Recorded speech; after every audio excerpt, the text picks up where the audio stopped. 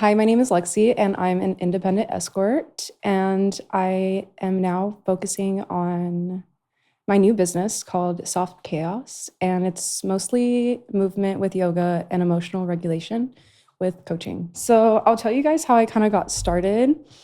When I was 16, I used to have 2 jobs. I worked at a lot of fast food industries, and my last job was at a Massage Envy. And I got fired from Massage Envy. And during that time period, I was looking for jobs, and I stumbled upon like a modeling gig, or so I thought it was a modeling gig. And so when I showed up to the studio, the guy was like, "Can I see your ID?" I gave him my ID. He made me pick like a username. And during that moment, I still wasn't sure like what I was doing. Where did you find it? Just online? So actually, it was an ad on Craigslist. Yes. And I was like, during that time, I was already kind of modeling and doing photography, like freelance modeling. And so I was like, okay, let's check this out. So I went and checked it out. And at this time, I was 18 years old. And I just remember just like walking in there, and I was like so excited. And he was like, "Here's your username. We're going to put you in a room. Here's a laptop." It was a studio, a webcam studio. And I was placed in a room, and I remember like logging on to the website, like the campsite, and I still didn't know what I was doing. Like I was so naive that I still wasn't aware of what I was doing. And then I was kind of just like chatting with the chatters on there. And I was making a lot of money, just like talking, just like this. And was the video on? Yes. So the video was on and live. And it was just like my own room that they had in the studio with like a bed and a camera and a computer. And I was just jamming, listening to music, dancing around, having the most fun. And by the end of like my 4-hour shift, I had made probably around $800 for 4 hours. And I just remember that being so much money to me. I was like, wow, I didn't do anything. I just sat there. And fully clothed? Fully clothed. Okay. Dancing around. And to this moment, I still didn't know what I was doing. Yeah. So I went home, and then he asked me like when I was going to be back. So I came back. And the next day I came back, and I was like online with the chatters and stuff. And somebody asked me, "Can I see your butthole?" And I was like, wait. I was like, holy crap. Is this what I'm doing? Like, this is camming. Like, I was like, oh my goodness, this is. Yeah. So it all clicked, and I was like, wow, I'm so naive, because how did I not know that this is me being a webcam model, right? So I went over to the manager. I left my room, and I was like, hey, these people are asking to see my butthole. Like, is that allowed? And he was like, you can do whatever you want in the room, as long as you're not drinking or doing drugs. Whatever you want in there, whatever you want to do in there, that's your place to do whatever. And I was kind of like, oh, wow. Yeah. Okay. So in that moment between somebody asking to see your asshole and asking him and him saying you can do whatever you want, did you have any hesitation, or were you kind of just like, okay, I'll do it? I had no hesitation. Okay. I was like, wait, I've been making all this money fully clothed. Right. What's going to happen next? Yeah. Okay. And I will say a little backstory. In high school, I was very to myself. I knew a lot of people, but I wasn't very much so clicked up in groups. Yeah. And I feel like I lost my virginity at 17 years old. And I think me doing this today has kind of surprised a lot of people from my past, because they would have never expected this from me. Okay. Which I find very interesting. Yeah. That is interesting. What do you think changed? Growing up, I've always had a strong sense of self. And I think that's why, for the most part, I've always stuck to myself. And for me, it was more so the independence and the freedom that came with the financial aspect of that job, and being able to really do everything on my own, because it created a sense of stability for me within myself. Got it. to not have to rely on anyone else. That makes sense. And then how many girls were at the studio when you were there at a time? There were probably like between 4 to 7 girls. Okay. Sometimes more, sometimes less. But I really enjoyed the aspect of having my own schedule. So you could just go whenever you want. Right. So every Okay. Fridays I would plan out my cam schedule, send it to the owner, and then I would just come in. Even if they weren't there, we had like access to the building. We could leave whenever. I could stay for however many hours I'd like. I could leave whenever. And to me, that gave me so much freedom to just like Yeah. really graduate high school and then make so much money and save it. Because like I said, I was working 2 jobs ever since I was 16 years old. And no matter how hard I worked or for how long I worked, I just wasn't making enough money. I've always been addicted to working, whether that's in the sex industry or not. Mm-hmm. So I kind of just like put more effort into this, I guess you could say. Mm-hmm. For a lot of people in this industry, I think they do it. It's financial freedom, you know, and I think that when you, especially when you're not used to making that kind of money, and then you see how easy it is, and you can do it without working under anyone else, and you make your own hours and you do everything, it's just like it almost becomes addicting for sure. On top of you having a strong work ethic, it seems. So that makes sense. Absolutely.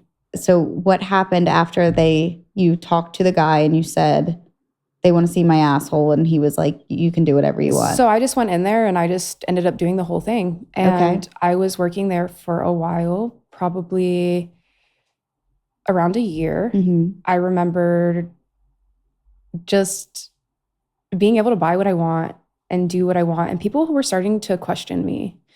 So I started webcamming and I didn't tell anybody. And a lot of people were kind of wondering how I was making all this money. And you weren't working any other jobs, I'm assuming? Right. Okay. And I kind of kept this on the down low. Like I didn't really want anyone to know during that time. I remember just like telling people I did like graphic designs and stuff like that, which was obviously a lie, but I didn't know how else to say at the time. Until one day I got doxxed.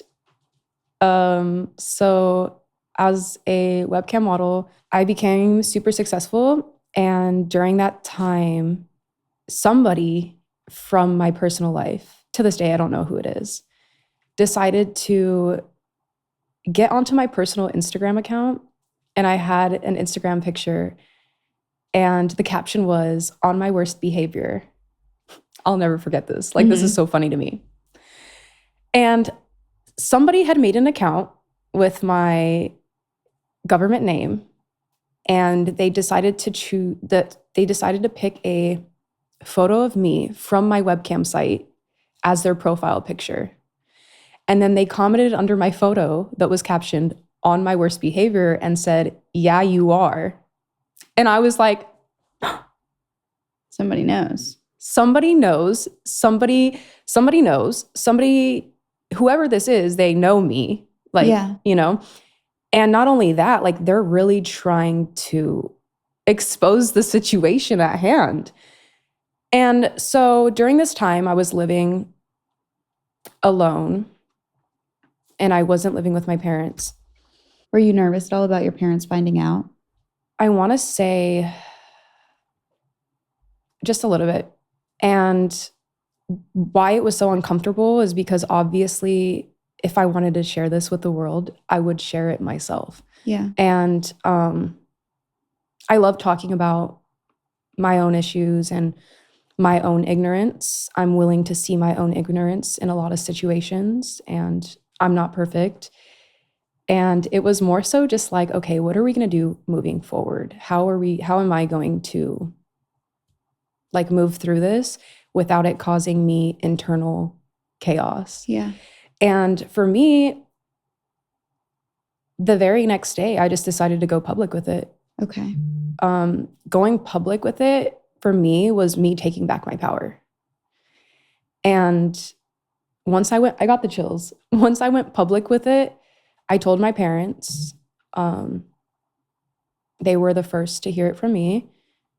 And from that point moving forward, I kind of just didn't care. Yeah. Like I told my parents. How did they take it?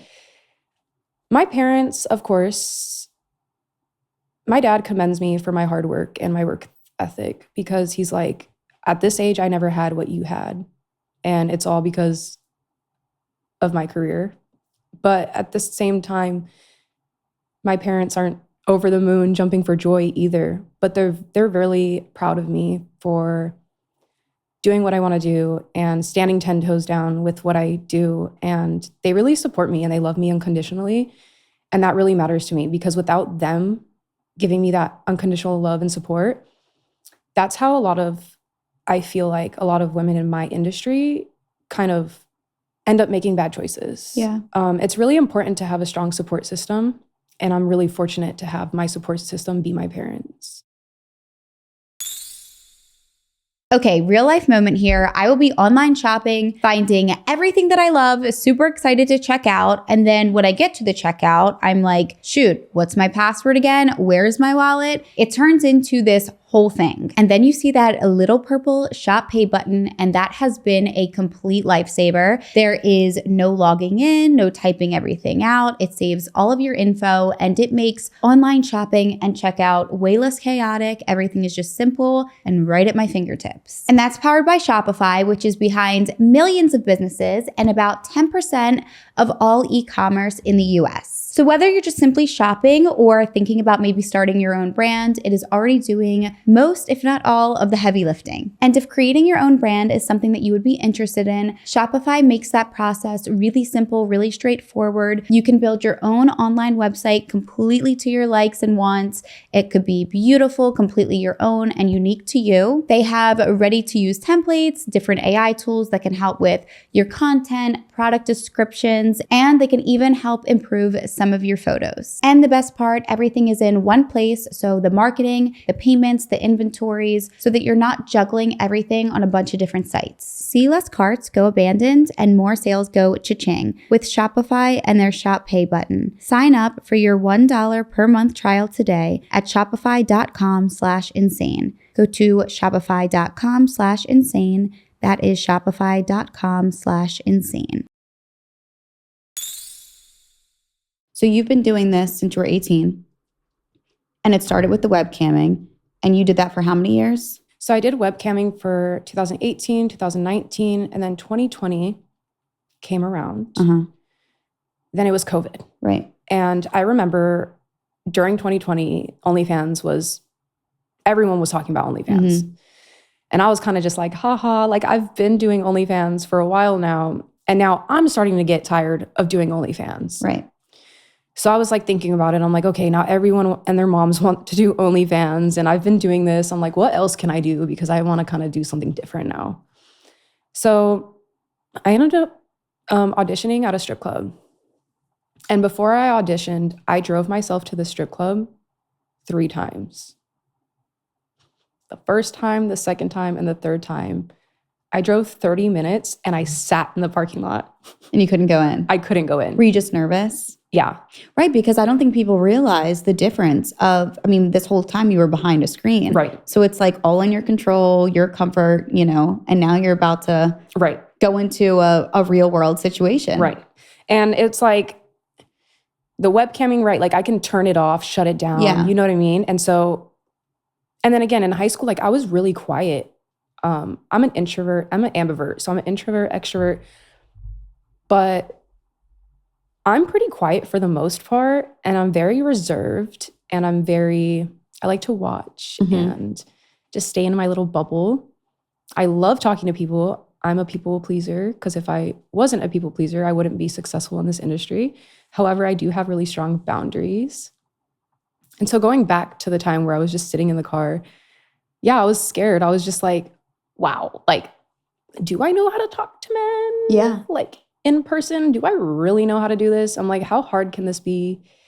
And so I was watching the girls like get out of their cars, walking into the club, and I was just so scared. Because again, doing this type of work, it's always, for me, I've always done everything by myself, for myself. I've never had a pimp. I've never had a man control my money. everything I've done in my life has been for me by myself. And I really value that because it's hard in this industry to find genuine people that will lead you down the right path without wanting anything from you. Yeah.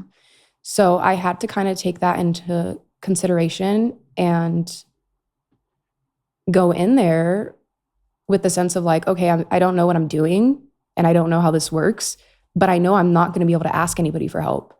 Right. Because who do you trust? Everybody in here is, humans are conditioned to survive. Okay. So it's like at the end of the day, they're all worried about themselves. Mm-hmm.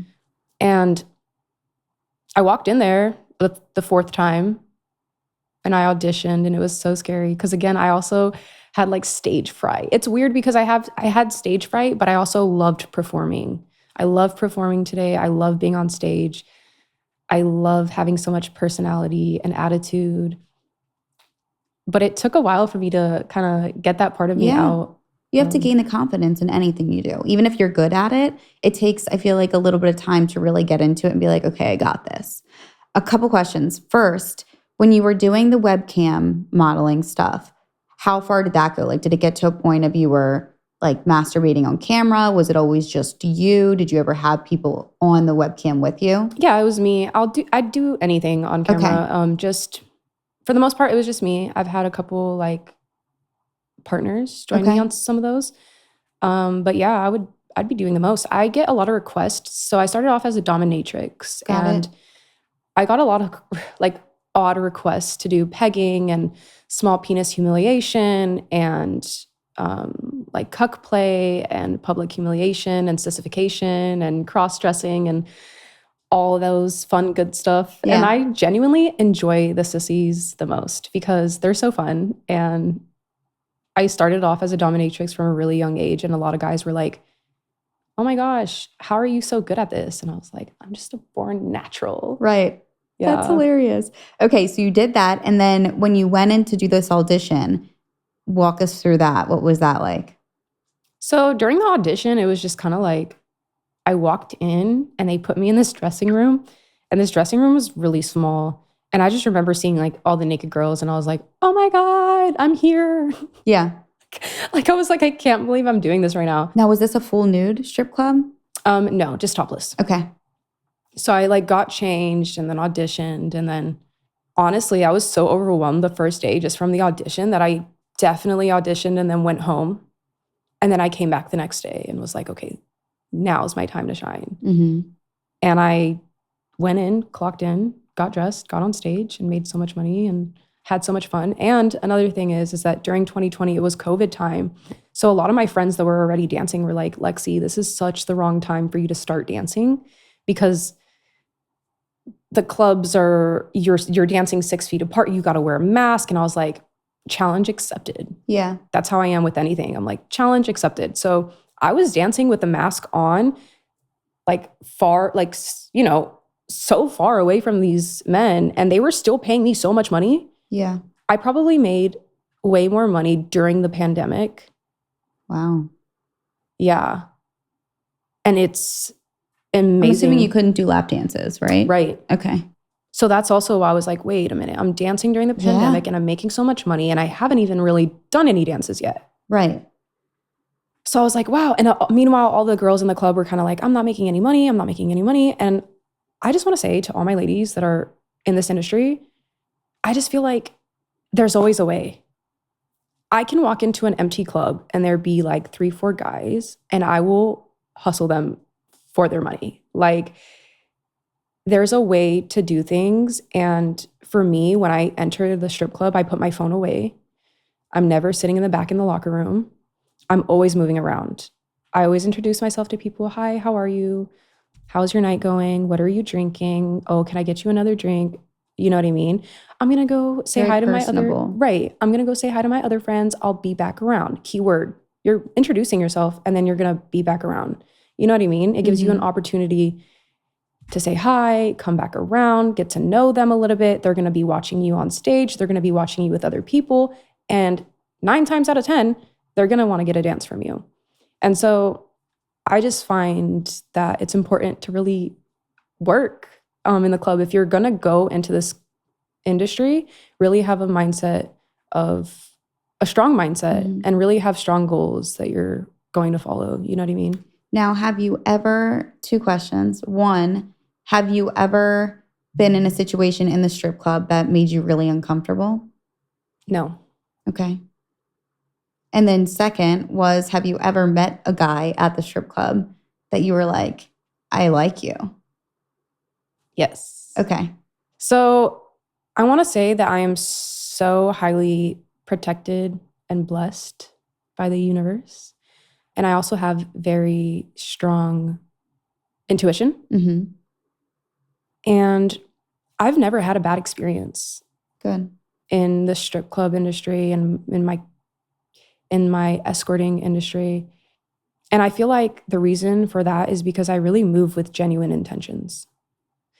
And I think that's really important because a lot of the times when you see crazy headlines where it's like, this stripper was murdered or killed or whatever, I've heard stories from girls that are working in the club where they're talking about robbing clients or talking about demanding more money from clients or talking about XYZ. And to me, that's dangerous. I would never do that because now you're a target. Right. I'm very upfront. What you're going to get, what you see is what you're going to get. You know what I mean? There's never any hidden charges or fees. And I feel like as a provider, as a sex worker, you should be the safe place. And if you're a true sex worker and a true provider, there's no way you're going to try to scam clients, rob them, or do anything of that sort. That's how bad stories happen. And then I asked you about if you liked anybody there. Oh, if I liked the client? Yes. Yeah. Okay, so like, what do you do in that situation? This has only happened to me one time. Mm-hmm. And it was so weird because I was working at this club in Tucson, Arizona. And this guy walked in and he was part of like a bachelorette group. And I was kind of like, oh, like what's going on here? So I got to know them all. And this one guy was really cute. And he was telling me how he works in Texas and he works at a strip club in Texas. And I was like, what? And he was like, yeah. And then he named the strip club. And I was like, no way. Like, I used to dance there. And he's like, well, I don't work there anymore. I work at a different one now. And I was like, wow, like small world. Mm-hmm. And so just from that, I feel like I was already intrigued because I was like, okay, familiar territory. Like, he works at a club. I'm at a club. I'm curious. And so I gave him some dances and things went good. Things went well. I mean, I was just working. I was just doing my job. Yeah. You know what I mean? But then I found out that he had a girlfriend anyways. So I was like, oh, farewell, my friend. Mm-hmm. So it was kind of like there wasn't anything. I mean, I was doing my job. I did my job and that was that.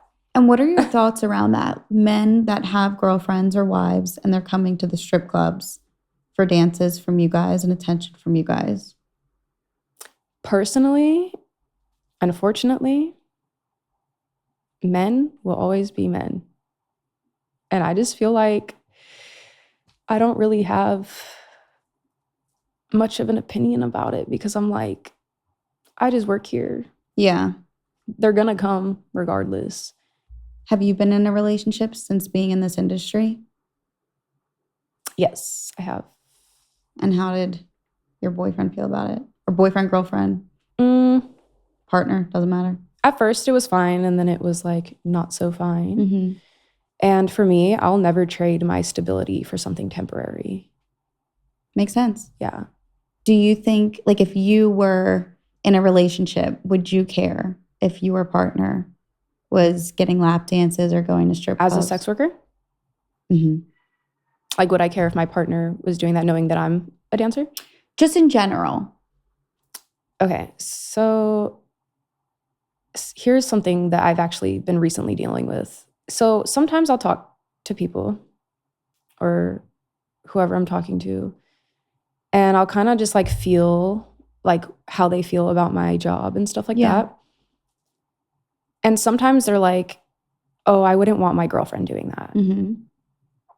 So I'm like, okay, I respect that. If you don't want your girlfriend doing that, then maybe this won't work, you know? What's funny is they end up sticking around knowing that I do sex work. And it's always a little bit funnier because I ask them, I'm like, okay, so what's the exact reason why like you're not comfortable with this? And it's always like, oh, my values. Mm-hmm. Like, I don't want my woman doing that, XYZ, XYZ. And then I'm like, okay, well then a few weeks will go by and this same person will be like, hey, I want to go to the strip club with my friends and have fun. Right. So it's like, where is the line? And I'm just like thinking to myself like, oh, well, that's a double standard. Yeah.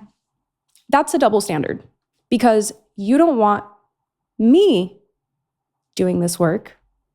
You don't want me to have all eyes on me, but you want to go and entertain or put your attention on those same groups of people that you tried to dim in me. Mm-hmm. Dim, you know. Yeah. And it's like, that's a double standard that I don't really know how to feel about that because it's like, well, it's difficult because I think it goes back to what you said before of it being a situation where you're like, why would I even get involved with anybody? Like, I'd rather just keep doing my thing, keep making money. Exactly. Because it's difficult. It's hard to find good men.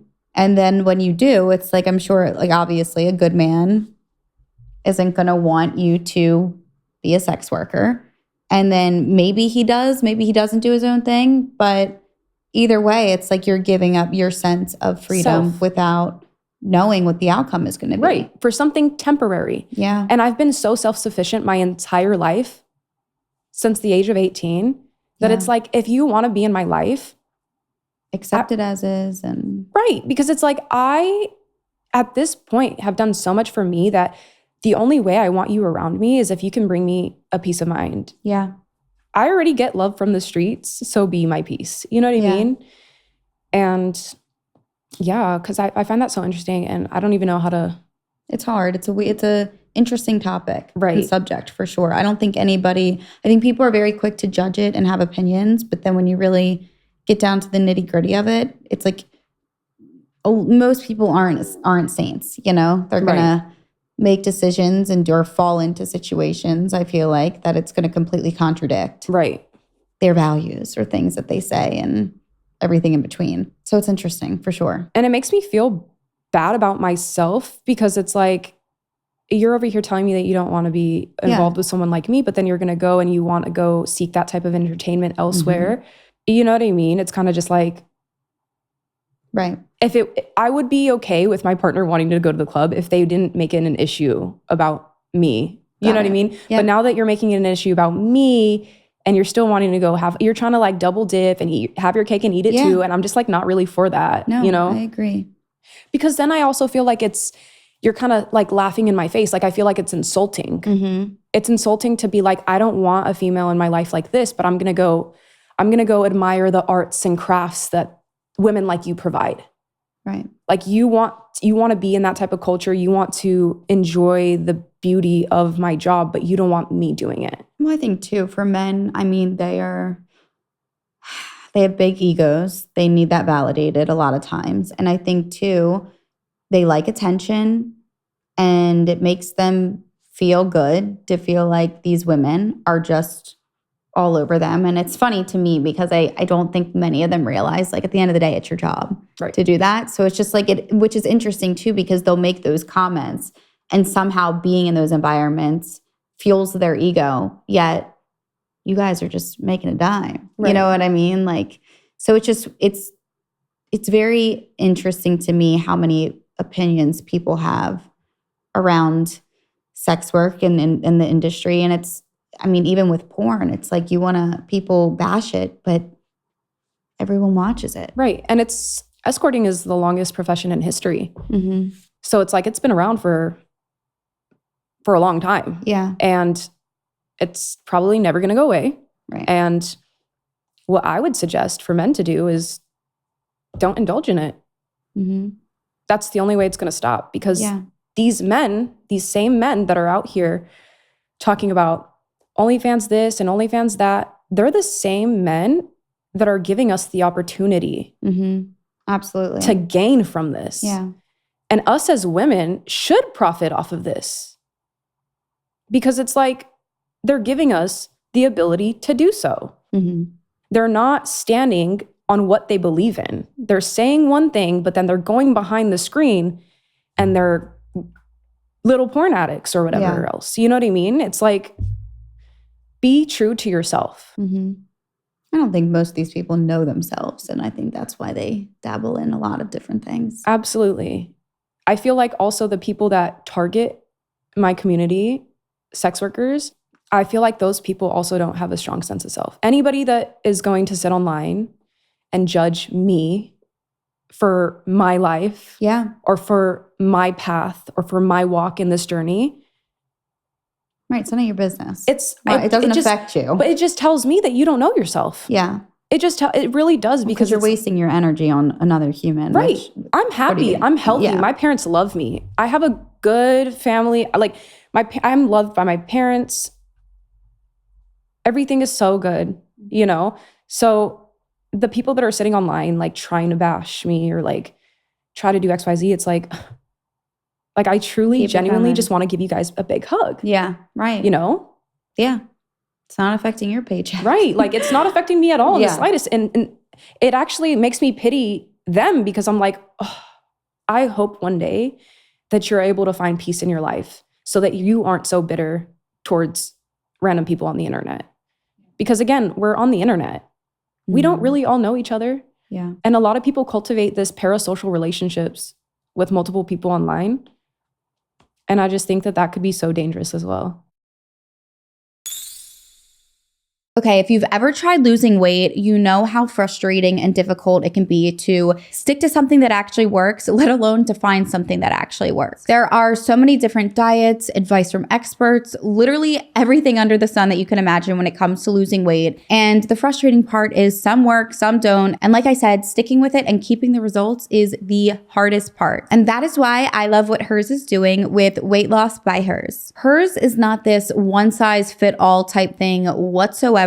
Everything is online, so you can connect with a licensed provider who actually figures out what your needs are. Everything is custom and designed exactly for you to figure out what the problem areas are, what's going on, and how to get you to your best self. And the most convenient aspect, personally, in my opinion, is that if you are prescribed something, it is getting delivered right to your door, so you don't have to leave, you don't have to go anywhere. It's the best of both worlds. They also offer access to FDA-approved GLP-1 medications such as Wegovy, which is designed to help regulate your appetite and support real sustainable weight loss when combined with diet and exercise. And Hers is not just a medication, you are getting ongoing support like messaging, nutrition and fitness tips, and everything in between. So if there was a time that you needed something or you had a question, there's always somebody there to help and support you and answer anything that comes up. Ready to reach your goals? Visit forhers.com/insane to get personalized, affordable care that gets you. That's forhers.com/insane. forhers.com/insane. Based on advertised cash price for 30 days supply of medication only. Membership required, fee not included, and billed separately. Weight Loss by Hers is not available in all 50 states. Wegovy is the registered trademark of Novo Nordisk AS. To get started and learn more, including important safety information, Wegovy, clinical study information, and restrictions, visit forhers.com. So when you were working at the strip club, were you still doing the cam modeling and OnlyFans? And okay, so at this point you have like multiple different streams of revenue that you have coming in. Did you feel like at any point it was hard to kind of struggle all of these things, or were you kind of you felt like it was easy to balance? It was easy to balance. Okay. In, I want to say 2021 or 2022, I started working at the Mustang Ranch in Sparks, Nevada. Okay. What is that? It's a brothel. A legalized brothel in Nevada. Wow. Yes. Okay. So I went there and I worked for a bit. I didn't know what I was doing. This was my first time, like, being an escort. I was like, what's going on? So this place, when you work, you're working there. You're working there. Okay. And this was like a lockdown house. So yeah, run me through it. I'm so curious. So I applied online. They called me back. They will make you buy your own tickets and stuff to come out. What is the audition like? Oh, you just like submit an application online. Okay, so it's not like you don't have to really do anything. Right. Okay. But I will say your application photos must look just like you, because if you show up and you're not who you were in the photos, they will turn your ass right back and around. Got it. Okay. Yeah. So No catfishing. right. So you pick like 2 weeks that you want to work, and it's a lockdown house. So you get tested for STDs and all that good stuff. You're always supposed to use protection for any services at the ranch. And you would get your own room. It was like a room and board. So you'd get your own room with your own bathroom, and you would get 3 free meals a day. And the rooms they had like a BDSM room. They had a Mediterranean room, a cowboy room. They had all these cool like fantasy rooms. And then we had our own rooms, of course. And so you lived there for 2 weeks? yes. Okay. That was my shift. Got it. Because once you get tested, you're locked in.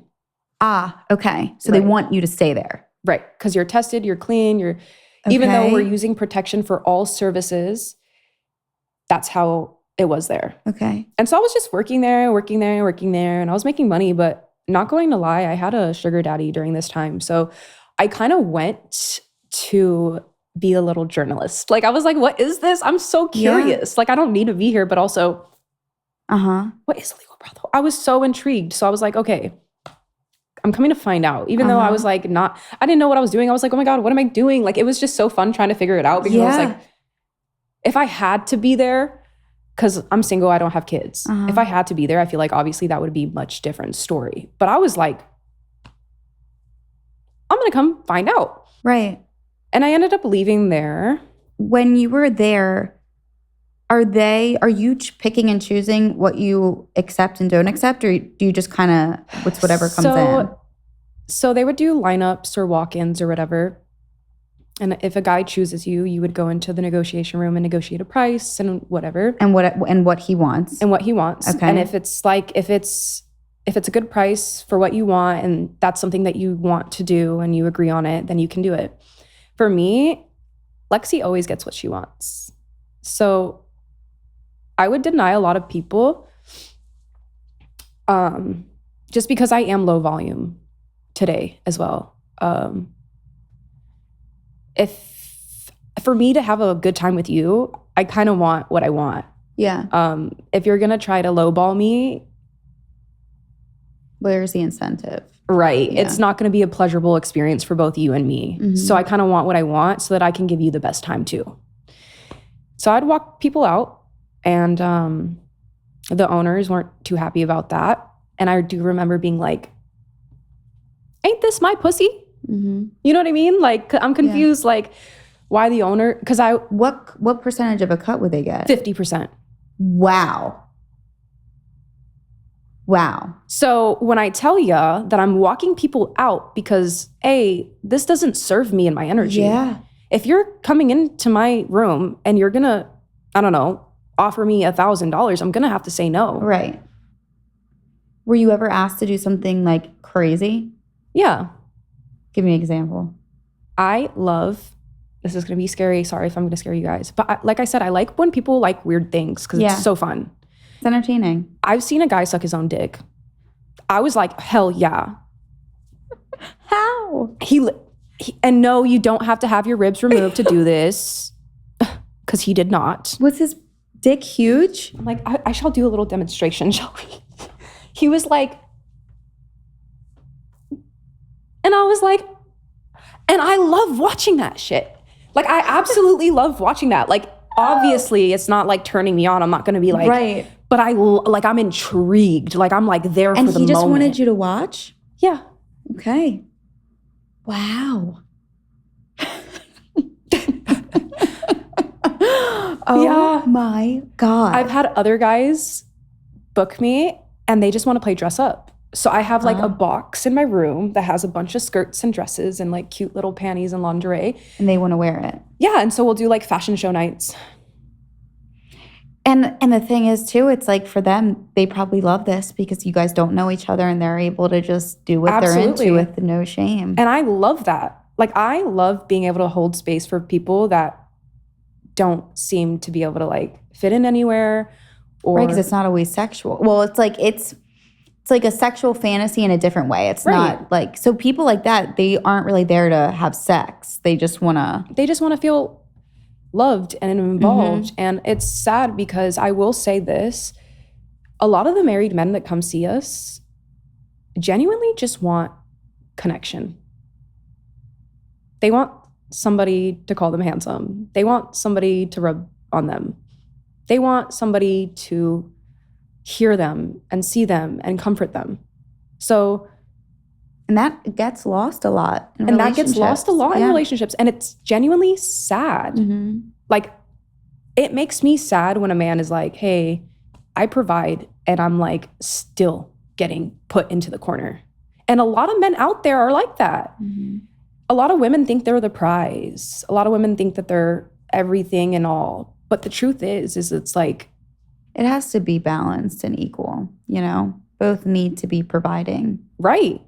Because if you're just taking from this man. I mean, I've always said if like, and it's sad, but it's true. But if you're not going to suck his dick, somebody else will. Not saying that it makes it okay. Right. But like, preach. It's the reality of it. It is. And it's like, you really have to go. It's like, say we're in a relationship. I have a specific, I have a specific hobby that I like to do. And you have a specific hobby that you like to do. I don't want to do your hobby, but you don't want to do my hobby.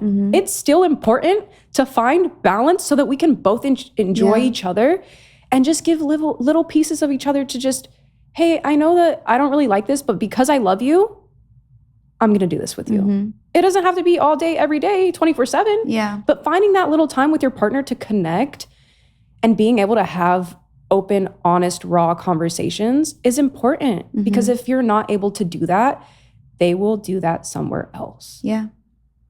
It's so true. That's wild. Okay, so did you only do the brothel for 2 weeks? Since I had the sugar daddy, I would drop by here and there. My motto is it seems like you'll go with what you do. You can kind of go all over the place, right? Okay. So even with the strip club, do you have to quit? No. So you just kind of were like, I'm going here for a little, but I'll be back. I've danced in Texas, Florida. I've danced. So wherever you are, you can go into the places that you've already worked. Is that how it is? Yeah. Even if you haven't worked there before, you just audition. So I could work here tonight if I wanted to. All I do is bring my outfit, and then I bring identification, and then I just go to the club. Hey, can I audition? That's how you would get hired. And then you can work that night. Yeah. Unless you're in like Phoenix. Some cities and states do have licensing regulations. Okay. So, or if it's like a bigger place, maybe? Well, it depends on the city and the state. Because like Phoenix, in order to dance, you have to get a dancer's license. So you would go to the town hall, get a license, and then you're able to dance. Cities like Texas, cities in Texas, you don't need to get a license. You just go in and apply. And like, for example, there's always going to be different rules and regulations in any city or state. In Texas, they have this weird rule where even though we're at a topless club, we still wear pasties. Okay. So you can't really see our nipples still. They're usually spray painted. Okay. Or we have pasties on. That's like something that is illegal if you don't have. Okay. In the state of Texas, if you take off your stripper shoes in the club, that's a prostitution charge. That's something that you can do in Arizona. Right. When I was 18, I went to my first strip club, and I was so nervous because I had never been. And it was a fucking hole in the wall strip club, fully nude. Like, and that would like, because I've heard that most of them aren't, or some of them aren't. So walking in, I was like, oh my God, like a leg spread, puss out. And there was no alcohol probably, right? Because usually fully nude is no alcohol. I think there was a bar. Really? Maybe they were serving non-alcoholic drinks though. Yeah. Because fully nude typically is no drinks. Okay. Yeah, for that reason. That's crazy. You know, it's funny. My boyfriend, his family owns a strip club. Really? Yeah. So it's like, I mean, I haven't been to theirs, but like. Here? Yeah. Like. Right. Like, I'll go there tonight. Let me know. Can you hook me up? I'm going to be at your club. Right. Yeah. No, I haven't been, but yeah, they've owned it for years. And I think now there's a law or there's a rule here where they can't, like the area that it's in now, it's like not the best area, but they can't move it because I don't think there's like something where you can't relocate. Yeah, there's like, a lot of, Yeah. you know what I mean, when it comes to those types But it of does lucrative well. Like establishments. hearing what they make in a week, in a day, I'm like, I get it. Like it's people want to. I know a lot of people will say, like, at what point is, like, money can't buy happiness. I agree with all of that. And it's like, at what point is the money more important than the values or the happiness or this, that, and the other? But, like, what is life? If, like, and I don't mean that in, like, what is life, but it's like, you can't survive without money. Like, so it's, you pick your poison, you know? Right. And so I want to talk about how you can't survive without money, but also you can't make more money living in survival mode. Yeah, that's true too. So a lot of these girls in this industry are making a lot of money. They're really young. They're making a lot of money. Okay. They're like, oh my God, so much money, so much money, so much money, so much money. Whoop, whoop, whoop. Have a plan for your money. Know what you're going to the club for. Mm-hmm. Have intentions before you go. Yeah. Write a journal as to how much you're spending to be there, how much you're making that night. Make sure you're writing off your taxes and all that good stuff. You know what I mean? You're treating it as a business. I think some people are kind of just going in like, where's the money? You know? And that's what I'm saying. These girls are like, I'm just going to go audition today and make so much money. Like, hee hee ha ha. Like, yes, and this isn't, so it's not as easy as it may seem. Like, a lot of girls come to me and they're like, Lexi, you're so successful. We saw your podcast with Candace Owens, yada, yada, yada. And I'm here to tell you guys that none of that came overnight. Like, I put blood, sweat, and tears into my craft to perfect it. Yeah. And I did it all alone. And that's why I want to be able to help women that are in my industry, or just women in general that need some support, because I can't fix, save, or solve your problems, but I can lead you in the right direction. I am really business orientated, and once you start making so much money, you really have to prioritize your own sense, like your own well-being. Mm-hmm. And what I mean by that is like your mental and your emotional, because your physical can only take you so far. Mm-hmm. I'm not talking about beauty. I'm literally talking about your body. For me, I was neglecting myself while I was hustling so hard. So at some points in my life, like I would go into one club during day shift. I would work there during the day. I would clock out and I would clock right back into another club for night shift, because I knew that this club during the day does well. And I knew that this club at night was popping. So I was overworking myself, and I was just doing it. I had a really good flow doing it because I'm so cutthroat, and my dad was in the military. So that's just, I'm programmed to like, to just perfect my craft, I feel like, you know? And so throughout this time, I ended up actually getting staph infection in my knee. And during this time, I think this was the most pivotal moment for me, because I was like, okay, money can't buy happiness, but I guess, because I was making all this money. And I remember, like, I will never forget, I was driving down the road in Texas and I was like, life is so good. I'm making so much money. I'm happy. I'm healthy. Like, this is everything I asked for and more. And then the next month, like, my knee was hot red and swollen for no reason. And I was like, what's going on? And so I got taken to the emergency room, and they were like, did you know you have a fever? And I was like, no. They were like, yeah, well, what's going on with your knee? Like, why does it look like that? And my knee looked fine. Like, it was just a regular knee. There was no cuts or abrasions or anything like that. So I was genuinely concerned, because I couldn't walk, and my leg was stuck like this. Okay. Like, it was stuck. Like, I couldn't bend it because of the swelling and everything else. And it turns out I had staph infection in my knee, which caused me to be hospitalized for a month. Wow. How do you know how you got it? So I had a tiny little cut below my knee that got infected, and I went to the doctors for it, and it healed. It could have either came from that was below my knee, or it just from micro tears, because you can get staph infection from like the gym. Yeah. And if you have the tiniest little tear, we all have micro tears in our skin. If you come into contact with it, like, that's that. You know what I mean? And somehow, some way, like, my knee was dormant too, because I remember having that little cut. It was like January 2023.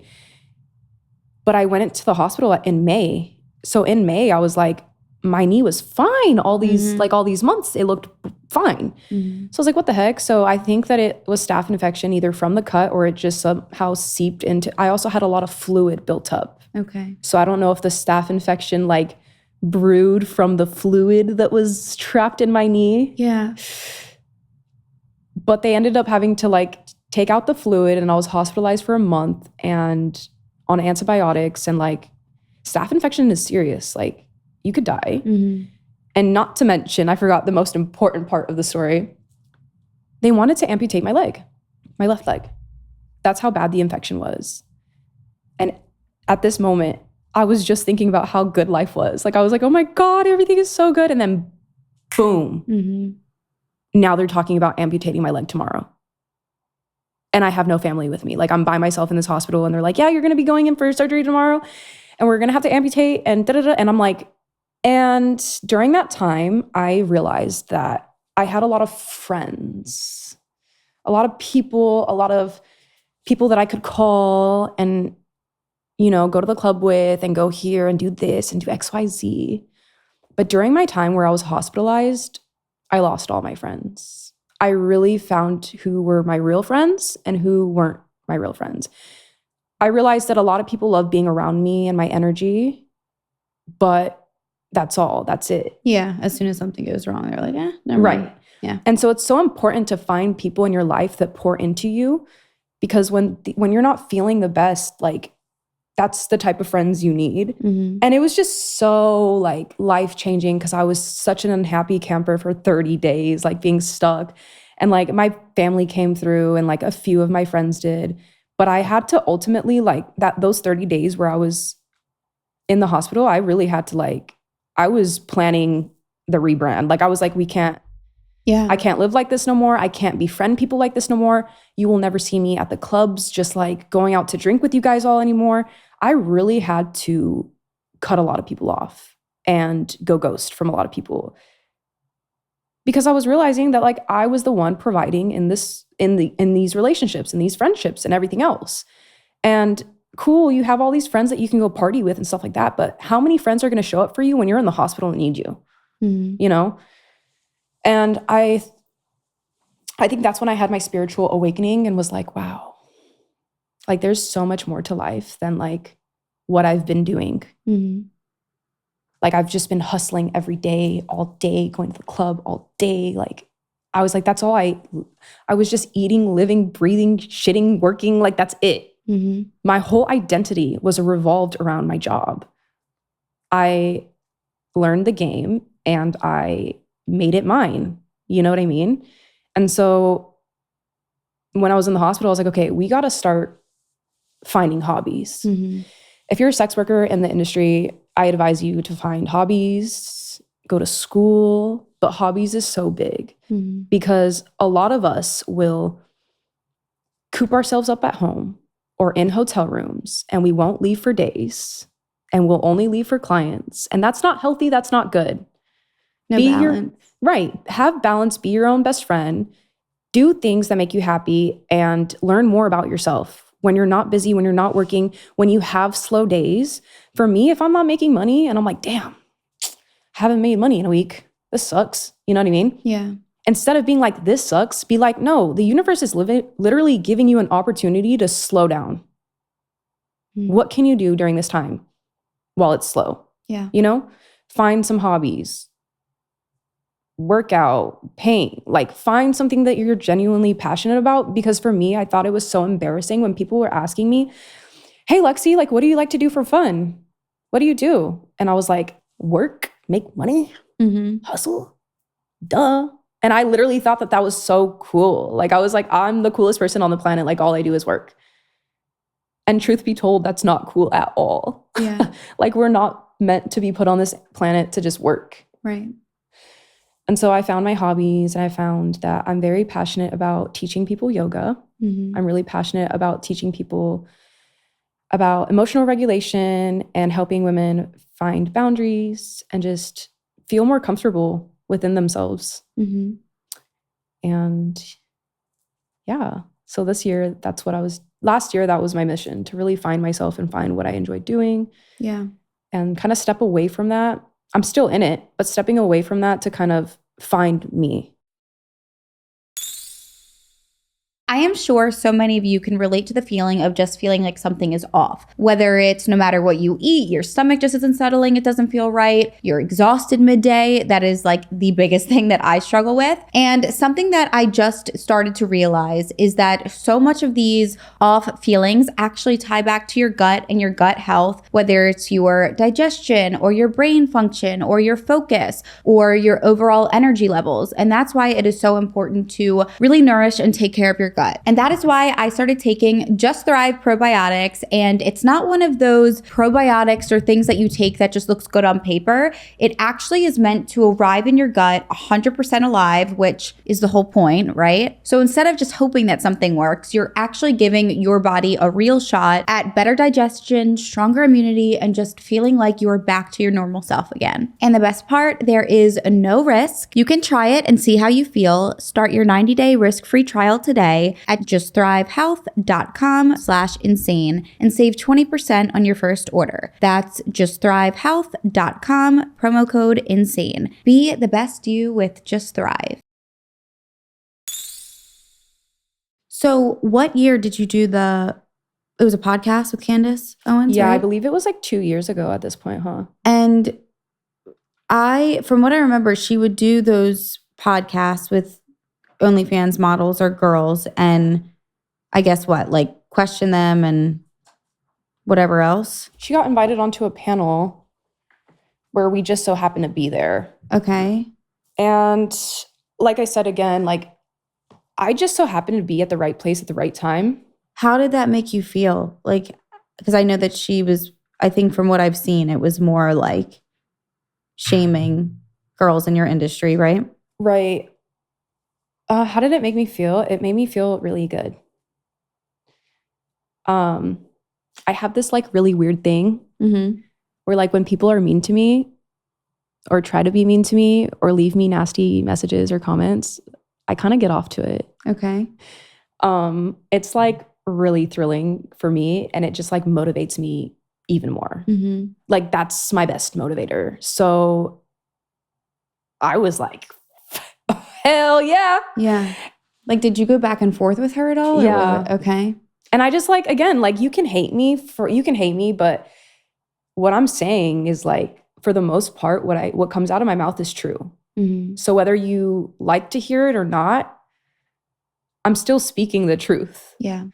So if you don't like the truth, everybody wants to know the truth until they hear the truth, and then nobody wants to hear the truth. And that's, well, look at society today. You know what I mean? So for me, it was like quite interesting, and it got to like really pick my brain, and it was like it was good. But like a conversation like that wouldn't make you feel bad about yourself? No, not at all. Because like I said, I have a strong sense of self. I know who I am.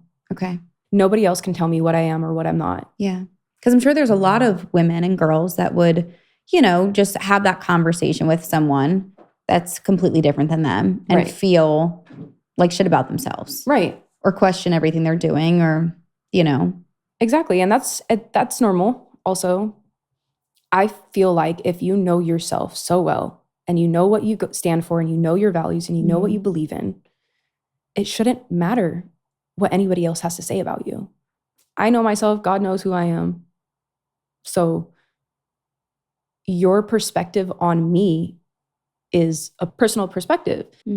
If that's how you feel about me or if that's how you think about me, then so be it. So it is, so be it, and I'll let you. Because when I let you, it gives me back my power. Yeah. Right. Don't give your energy and power away. Right. If I'm going to be worried about, oh my God, I'm so scared, that automatically takes the power away from my situation and puts it right into their hands. Yeah, absolutely. So in 2023, after you got out of the hospital, did you go back to the strip clubs and were you still doing the webcam? Like, do you currently still do all of these things? So I currently am just doing independent escorting. Okay. So when did that switch happen? After I got out of the hospital and did like my rehabilitation for my knee, I went to the Bunny Ranch And I worked there for a little bit. What's that? That's another brothel in Mound House, Nevada. And I will say, I liked the Mustang Ranch more just because it was kept up really well. Mm-hmm. It was up to my standards, up to my liking. I have a really weird thing for like clean houses and buildings and such. So I really liked the Mustang Ranch for that. The Bunny Ranch I liked the sense that we could come and go as we please. Like after we got tested, it wasn't a lockdown house. So I could come and go. However, the girls there were quite questionable. Yeah. Being young and being pretty. When people come in there, do they have to get tested too? No. So just you guys? Just us, but protection is used for everything. Even blowjobs? Yes. Okay. For blowjobs, yes. If I'm going down on a woman, we got dental dams for that as well. Okay. Protection is a must. Okay. And it's illegal if you don't. Got it. Okay. And the people there you said were questionable? Oh, yeah. The girls were questionable just because it's like, here, I'm going to tell you a little story. Being pretty young and successful when you're minding your own business will trigger and quite literally cause a whole lot of chaos for you. And that's okay. But in my experience, I went in there and I was really quiet and I stayed to myself. That's how I always am. And I noticed that the longer I was there and the longer I talked to nobody and the longer I stayed in my room, the girls would kind of try to come around. They would be like knocking on my door. Hi, we're going to go to the smoke shop. Do you want to come with me? Hi, we're making dinner. Do you want to come make dinner with us? And they were trying to slowly include me. But the welcome was not warm at all. They were trying to haze me out of that house. They were bullying me. Bullying me. I say that very lightly, but they were really trying to cause issues with me for absolutely no reason. So that's why I made it like my own personal duty to stay away from these girls during my time there. And I noticed that the longer that they were watching me hustle and the way I was working, they were watching me work, they were watching the way I was making money. They knew I didn't come to fuck around. And they were like, okay, she's gonna last here. Because oftentimes these girls at the ranches will kind of bully you to get you out. Okay. Because they're like, oh, well, she can't handle it and she's only going to be able to be here for a little bit and then she'll be gone. So why even talk to her? Why even give her a warm welcome? Because chances are she's not going to be here in a week or two. Yeah. That's how a lot of these girls, that's their mindset. We're not going to take the new girl under their wing because she's not even going to survive her last year. So I was like, okay, I don't need nobody to hold my hand. I don't need to sit with you guys to feel whole alone. So I would just do my own thing, but I slowly started to realize that they wanted some of my presence. Because when you're quiet and you don't say much, people oftentimes are curious because you become mysterious. And I was just kind of like, no, I'm good. I'm okay. Yeah. Here and there, I'd be like, all right, let's go smoke or something like that. But for the most part, I was just watching this pattern with and how long were you there? And I was there for probably like less than a year. Okay. And you were coming and going, still doing your own thing in between. And then after that is when you became an independent escort? After the Candace Owens podcast aired, I started doing my own independent stuff, yes. And how, is that kind of just you're picking everything yourself? You kind of are your own? Yeah. So I have a website. It's Little Miss Lexi with 2 X's.com. And on my website, it tells you everything from the prices, it shows you photos of me, my statistics, and then there's also like a contact form where people will fill out the contact form. I require like a selfie, an ID, LinkedIn, something to like verify you. And then once I receive your email, I review it and then I'll be in touch. And then it's basically whatever people want once again, whether they just want your company or sexual things or whatever. Right. Okay. And you approve or deny. Right. And then has that been pretty good for you? Like, yes, it has been. It's been amazing since I left that ranch. I really want to thank Candace. A lot of my fans are like, oh my God, she was so mean to you and blah, blah, blah, blah, blah. And I can't believe the way she spoke to you. But in all honesty, guys, you guys have to remember that this is social media. Every one of us is playing a role. We're all playing a part. And that's the role she's playing. And I will never knock her for playing that role. You know what I mean? Yeah. She said what she had to say. She's in character. She's acting for her part, and I'm going to let her. It doesn't offend me. And everybody's allowed to have their own opinions. I will say, I think that there's a way to have your own opinion and still be open and nice and accepting. That's one thing I've never understood is how disgusted and grossed out and angry people get when you don't have the same views or same opinions.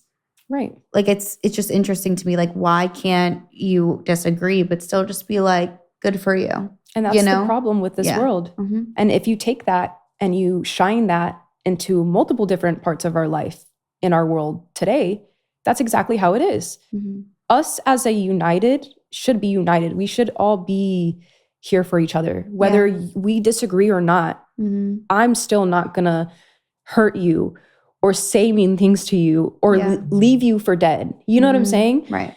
I think that's so important to be able to be so mature, to be like, hey, like, I know we don't believe the same things, but like. Right. People can't, it's almost like their skin crawls. They can't even hear it. They can't listen without having an opinion. They have to be right.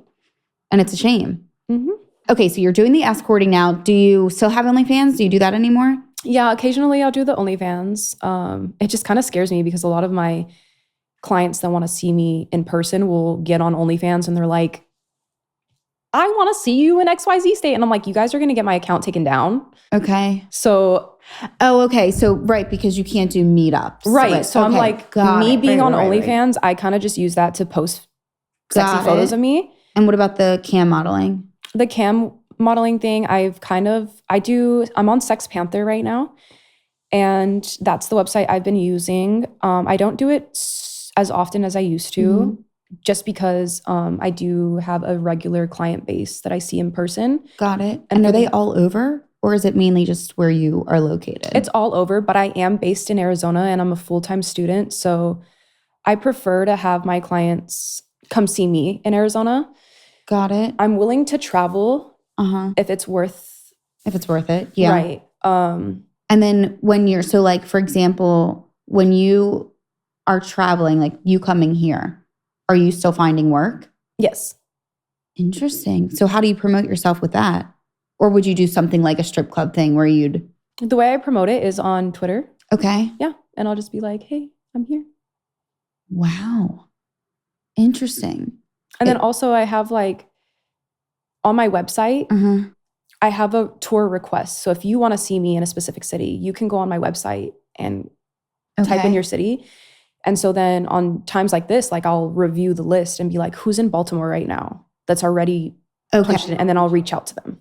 Got it. Right. Like I have a system. So like. Have you found anybody yet here? Yeah. Wow. That's crazy. So you can just go anywhere and just work. Yeah. Damn.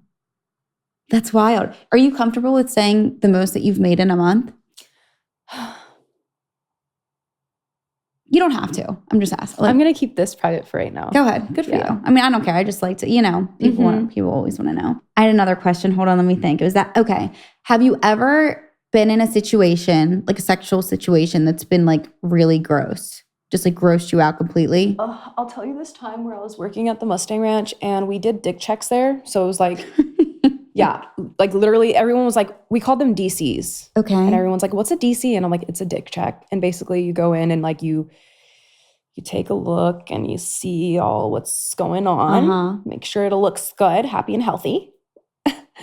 And during this DC check, I had a gentleman. He was hot too, like so hot. I was like, oh my gosh, wow, this is going to be so much fun. I'm getting paid and you're cute. Cool. Ma'am, he pulled down his trousers and dropped his boxers and there was shit streaks in his drawers. Ew. Like we hadn't even made it that far yet. Did it stink? Ash Trevino, did it stink? Do you know what I'm talking about? Oh my God.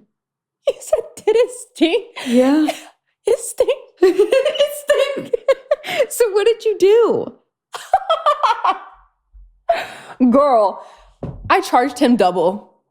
I said, I'm going to need this much more money. And then when we do get to my room, I'm going to need you to take a 15-minute shower that's going to be And did taken he? from your time. Yes, absolutely. Okay. I just literally put his clothes in a plastic bag and I threw it outside I threw it outside the door for a second. I had him get in the shower, but I made him enter my room naked. I had him go shower. I made him take a long, hot, steamy shower. I gave him a rag. I will watch you shower, by the way, because I've learned that not a lot of people even know how to shower themselves basically. So I will sit there like your mother and I will be like, okay, babe, like let's jump in the shower and then I'll give you a washcloth and I'll give you some soap. And I just have conversation with you, but I'm literally watching where you're scrubbing. And if you don't scrub the places I need you to, I will tell you to go scrub that part again. Oh my God. Everybody's got to learn somewhere. So if anything, I'm teaching them. Oh, Jesus Christ. See, that's the thing. Like people are just gross. Like most humans are nasty. So I don't know. Like that's like, I don't know how you do it. I mean, I guess because you make them shower, but like. Well, also another thing is that my rates are really high. Okay. So it kind of gets the nasty ones out. It like weaves out the suitors that just aren't for me. Okay. Yeah. Like I have a lot of high-end clients that are so generous, so clean. Okay. I have another question I just thought of. Most of your clients now with the escorting business, are a lot of them married? Yes. Okay. And they just, once again, kind of going back to what we said, they just want that, I guess, attention and love. Yeah. And connection. Do they ever get nervous about like people finding out, or that's never really like a discussion? It's just. Well, anything with me is always really discreet. Okay. Even though I take, for verification purposes, like on my contact form, I do require you to send me like ID or LinkedIn or whatever, or a company website or a business card. I destroy that information immediately after you send it. Okay. It's just for my safety to know who I'm working with. Yeah. And then privacy, discretion. I advise, like I'm all about privacy and discretion. Anything that's being said in my room with me, I don't take out. I value my clients' privacy. And I think it's really important to make sure my business stays successful is that I They can protect, trust you. Yeah, I protect my clients' privacy. When it comes to having sex with these people or doing things with them sexually, do you genuinely enjoy it, would you say? Or is there sometimes where you kind of feel like you disconnect and it's just business mode? There's never been a time where I'm always present. I like to live my life in the present moment during whatever I'm doing. So if I'm with a client in the present moment, I don't ever take clients that I don't want to see. Okay. So with that being said, it's like, I've never had an experience where I'm like, oh my God, I don't want to do this, but I'm doing it. Okay. So you've never like forced yourself to. Right. Correct. Okay. That's why I think it's important to have good rates. Would you consider yourself as more of a hypersexual person? No. Okay. Far from it, actually. I ask because I feel like it does take a certain type of person to be able to be involved with multiple different people sexually, because it is an exchange of energy, you know? And like, do you ever feel like your energy is depleted after doing these things with people or even just spending time with them? No, because like I said, I choose the people that I surround myself with. Okay. And because of that, I'm very comfortable with my choices because I'm not choosing just anybody that, like, I'm not just because I'm a high-end escort doesn't mean that I'm accepting every and all bookings that are coming my way. You know what I mean? Yeah. And so I'm filtering through to make sure we're the right match, to make sure that our time together is going to be like worthwhile. Right. I'm trying to make sure that we're compatible because, Makes sense. Right. Like, and then for me, it's really easy to just disconnect. It's weird too because I don't really like being touched. So you want to do everything? No, like when I'm with my clients, like I want to be touched and I want to touch them. But outside of work, I don't like being touched. Okay. Like I am not a very affectionate person outside of work. I struggle with that. Both my parents are still together and in my life, but I feel like maybe they didn't give me enough physical touch because I'm just like weirded out about it if you're not paying me. Like, I don't know. For my friends, it's kind of hard for me to hug them. I'll do it anyways, but it's like I get that like weird feeling. Yeah. Like it's kind of awkward a little bit for me. When I'm out in public and girls want to like touch me or whatever, like I don't like that. I'm very much so like keep your hands to yourself. Yeah. So I feel like a lot of people might think that I'm easy or that I am hypersexual, but it's like the opposite. And I don't know why I struggle with that myself. Yeah. Because I'm very reserved. Okay. Yeah. And then how long have you been, when you said you're a full-time student, is that for what you're doing now with the yoga stuff? Or Yes. Okay. And you've been doing that for what, a year or so? Yes. Okay. And what is your plan with that? Are you gonna do you want to open something up? Would it be virtual? Like, what are you thinking? So I want to do Soft Chaos is about living life and embodying all aspects of yourself. I feel like we all go through chaos and chaotic moments in our life.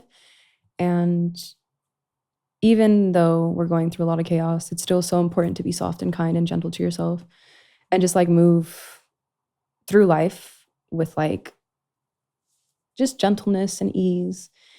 And so I want to be able to provide I think like a virtual type of thing where virtual and in person, I want to do yoga. And I also just really want to help people do one-on-one coaching sessions and like be there for people that need support. Maybe they don't have family or maybe they don't have somebody to like call or whatever, but I just want to be like that safe place and build a community for women to just kind of like thrive without surviving. Yeah. Or like, without surviving in survival mode. Because I think it's so important. So how much school do you have left? This October will be finished. Oh, congratulations. That's amazing. But I think I'll be able to start teaching yoga in April. Okay, cool. So then would you go to other studios? Is that how that works? I'm actually planning on doing some like virtual yoga flows. And then I'm also going to do just some pop-up yogas. Nice. Yeah. I love that's exciting. Yeah. I love that. So do you feel like now that's more of like a better balance for you doing that and the escorting? Yeah, because right now right now I'm like low volume and I've increased my rates and I'm kind of just trying to maintain the clients that I have currently. I am taking new clients, but again, it needs to come with something good. I need it to be good. Please offer me something good. I would love a vacation, but I'm trying to give this new business more time to flourish instead of putting all my attention on that. Yeah. Do you ever see yourself completely stopping sex work? That's an interesting question because one day probably yes. Okay. And do you think that it would be hard for you to make that decision financially? Maybe. But I think also I might be done sometime soon. Okay. When I retire, I don't plan on making a retirement post or announcement. I'm just going to disappear. And I hope that everybody that wants to see me in person decides to book me before that time comes. Yeah. Yeah. Because we don't know when it's going to be. We don't know when it's going to be. And how old are you? I'm 25, but I have a really good feeling that. Do you want to be done?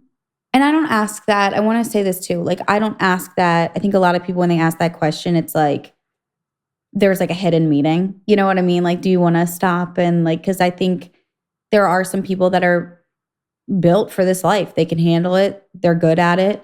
There's some people that do it and they hate it. They do force themselves and, it is toxic for them. So when I ask that, I guess like there's people that love work, no matter what that work looks like, and they want to do it until the day they die. And then there's people that like, yeah, I want to stop, and I want to just live a life that has nothing to do with other people or the outside world or social media, because even social media is a huge part of what we do, So yeah, I guess when I say like, do you want to stop? I mean, just in general, like the public presence, all of it. As of this current moment, I do not wish to stop. However, this won't be a forever thing, and that's in my plan. Okay. I have an exit plan, and I genuinely love doing what I do so much. Getting into it on accident it's so funny to me. That story is just hilarious because like I was so naive. I didn't know what I was signing myself up for, and I wouldn't have taken any of that back. Yeah. I don't take back anything I've done. And I feel like now, after doing that podcast with Candace Owens, and seeing how viral that went and seeing how many people started to recognize me in public and seeing the change of behavior in my friends and how they were interacting with me from after that was all quite really interesting. It like really made me think about so much more all over again. Because it was like, after that aired, a lot of people were like, oh, I know her. Oh, I know her. I'm friends with her. I know her. And I'm like, stop. You've known me in the past. You don't know me today.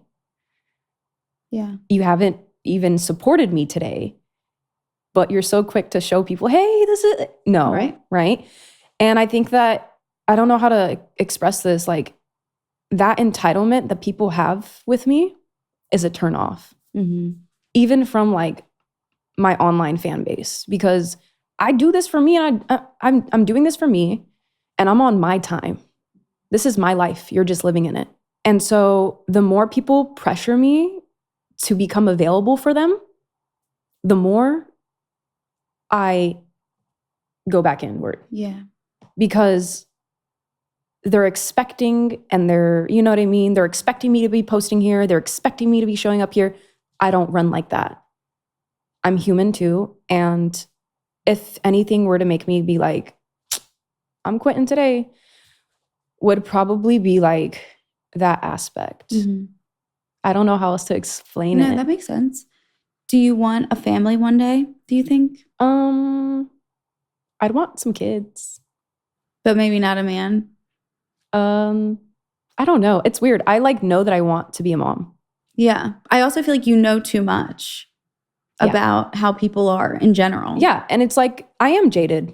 You know what I mean? And it's like, I've seen a lot of scary things happen to different people in their marriages and stuff like that. And so I'm kind of just like waiting for the right person to come. And when the right person will come, I'll kind of like cross that bridge when I get there. Perhaps being in this industry and not having a pimp still makes me an outcast in my community. Really? Yes. And why is that? Because I think the correct term is I'm a renegade. I don't know these terms. I've never had a pimp, so I'm not sure. But so it's more common for women in the sex industry to have a pimp. Yes. Okay. And because I just don't fit in. Yeah. Like, because they can't really fuck with me. And I don't really want to fuck with them either. Why do you think people choose to have a pimp? My thing is that a lot of these women need sense of direction. Okay. They need somebody to literally hold their hand and say, this is what you're doing. Be here, do this, give me this. For them, they operate better that way. And you just don't need it. For me, I know how to manage my own financials, and I don't need somebody telling me to get up out of bed to go do something that I know I need to do. Yeah. And as a woman, I feel like you are a woman and your client base is a man. Why are you taking advice from a man? Yeah. I'm against that. Are there any women pimps? Yes. There are. Okay. And so that's something why I want to kind of make my business for women that like genuinely need help and guidance. Because you can come to me and ask me all these questions and I'm just going to charge you like $170 an hour and we can like run it all. You know what I mean? A lot of these people are like, yeah, I'm going to help you, but you're going to need to give me all your money. Yeah, I'm going to help you, or you're going to need to give me XYZ. With me, I'm like, pay me one time. And sometimes pimps want like to have sex too, right? Okay. Yeah. And that's why I'm like, I just want these women to have somebody to go to if they need help from somebody that's not going to take. I want to be able to help you be successful and independent on your own. Yeah. You know what I mean? And if I'm able to do this for myself and made it this far, doing all the legal, like doing everything by the book legally and everything, I feel like I could help them. And I don't want them to be able to walk alone in it, knowing that there's somebody out there that's willing to like hold their hand through it. Yeah. Especially somebody more trustworthy. Right. Because I don't want to just take from you. I want to be able to make sure that you're learning and you're applying it, because I'm not going to be here forever. It's crazy. I had a girl on that I think she was pimped by her boyfriend. I haven't posted that one yet. That was pretty crazy too. Yeah, I have a lot of friends that are their dudes are their pimps, and I'm like, if that makes you happy, go for it. Again, it's not my life, it's not my story, but And they're for probably me, pimping out other women too, right? a real pimp would. Okay. A real pimp would. No, a real pimp would. Because if he's a pimp, but he only just got you, that ain't a real pimp. Yeah. That's an interesting dynamic of a relationship. Right. And this is all my personal opinion, by the way. Yeah. Right. Damn. That's wild. Yeah. Mm. Yeah. And also another thing I wanted to mention is like the stigma in my community, between each other. Yeah. Absolutely disgusting. You have OnlyFans girls complaining about prostitutes and escorts. That's so disgusting. Babe, you're basically prostituting yourself online. Then you have escorts. And you see, since I'm like an escort, an OnlyFans girl, and a dancer, I'm all three. Yeah. And I've done a little bit of porn with a few porn stars from like on the hub, you know? So it's just like, for me, I'm very versatile. I wear many hats in this game. And to see strippers fighting with prostitutes and prostitutes fighting about OnlyFans girls, the prostitutes will be like, OnlyFans girls are posting their pussy online and yada, yada, yada. And OnlyFans girls are, and she's selling it, da, da, da. And then the stripper girls are like, well, I don't have sex in the club, but she's selling pussy in the club, so that brings down my value in the club. I think it's so funny because it's like, we're all here doing the same thing. And if anything, we should be building each other up in this community because we are all outcasts in this society. Right. And instead of coming together and being united as a whole, you're picking each other apart. And I think that that's so disgusting because it's like, just be. And for me, I feel like the women that point fingers and are like, for example, this is a good one. When girls are like, I'm at the strip club and I saw this girl and she's having sex in the strip club and now she's ruining my chances of making money. Yes, and what I'm hearing is an excuse from you. Because sure, she's selling her pussy for however much at the strip club. But think to yourself, would you want that client to see you? Yes or no? If no, then it's like, baby, you didn't lose out on nothing. Yeah. What's meant for you will always find you. I'm an escort. I don't fuck in the club. When I go to the club, I dance at the club. Right. You're keeping it all separate. Right. So it's like, I'm never going to be like, oh, because she's fucking in the club, I'm not making money. Wrong. I think that's an excuse. There's always a way to make money. And you don't want those clients that are fucking in the club anyways. Yeah. But that's not going to mess up your bag. What's going to mess up your bag is that mentality that you have of, oh, she's ruining it for everyone. She's ruining it for everyone. That's non-existent. And I'll just always think it's funny that sex work is so shamed upon when the normal people that just work normal jobs are still so involved in that life. Right. Because like you said, it wouldn't exist if they weren't. And it's like, as sex workers, if we walk into a room anywhere, all the civilians are going to be fans.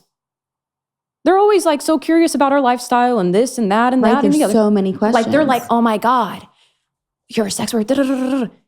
And I'm just like, okay, I admire that. I admire your curiosity, but also what are you doing to support my kind and my people? You know what I mean? Because it's like, it's the culture. It's like, you know? Yeah, it's wild. And I feel like, I mean, obviously, I don't think it will ever not be a taboo subject.